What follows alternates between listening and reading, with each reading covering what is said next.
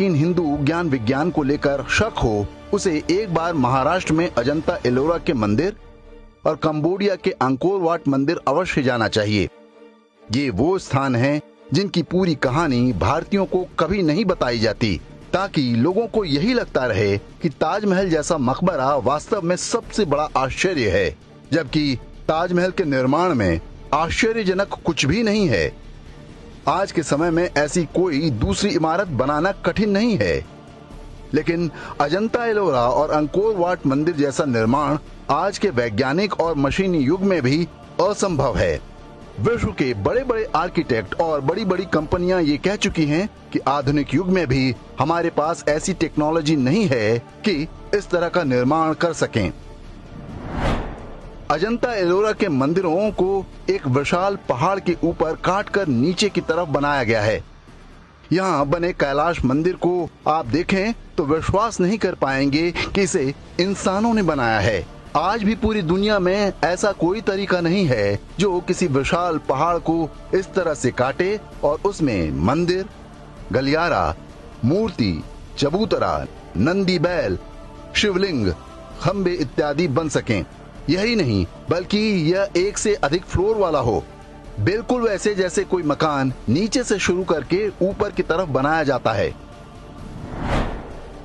कैलाश मंदिर के बारे में हिस्ट्री चैनल पर एक डॉक्यूमेंट्री दिखाई गई थी, जिसमें बताया गया है कि इन मंदिरों, गुफाओं, मूर्तियों को बनाने में कम से कम 20 लाख टन मलबा निकला होगा।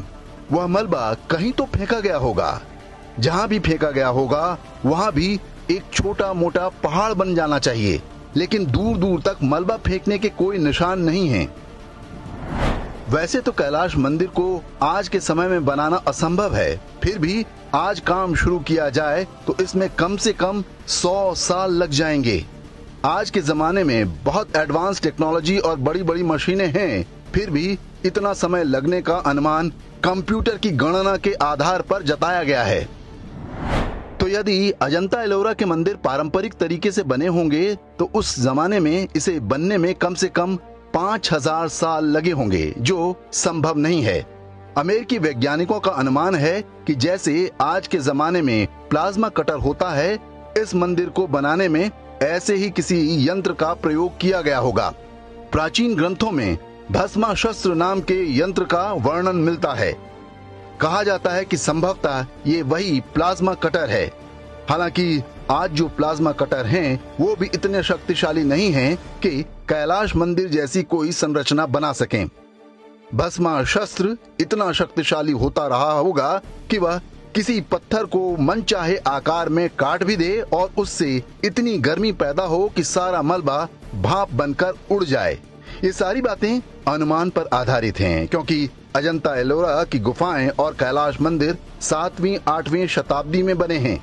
इसके बाद लगभग 1000 वर्ष की गुलामी में भारत का वह सारा धन वैभव और ज्ञान विज्ञान भुला दिया गया।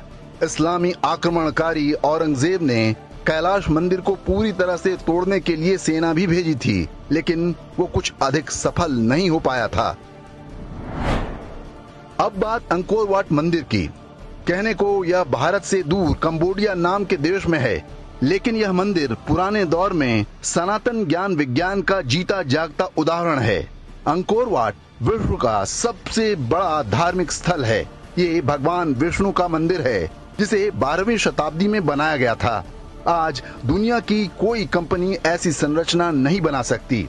मीकोंग नदी के विशाल दलदल को पाटकर विशाल चबूतरा बनाया गया और जिन पत्थरों से यह मंदिर बनाया गया वे वहां से 1500 किलोमीटर दूर चीन में मिलते हैं।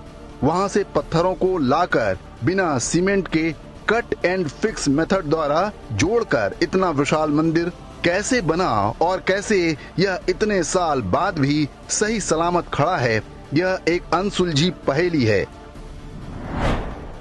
अंकोर वाट और अजंता एलोरा के मंदिर जैसे ढेरों उदाहरण मिल जाएंगे। इन सब का एक ही मतलब है कि उस दौर में भारतीय ज्ञान विज्ञान आज के युग से भी आगे था। पहले इस्लामी और फिर ईसाई आक्रमणों से जूझते जूझते हमने वह सारा ज्ञान विस्मृत कर दिया। स्वतंत्रता के बाद देश के पास वह सब कुछ दोबारा पाने का एक अवसर था, लेकिन विधर्मी कांग्रेसी और वामपंथियों के षड्यंत्रों के चलते वह अवसर भी हमने गंवा दिया। आज स्थिति यह है कि हमारी नई पीढ़ी अपने ही पूर्वजों के गौरवमयी इतिहास पर संदेह करने लगी है।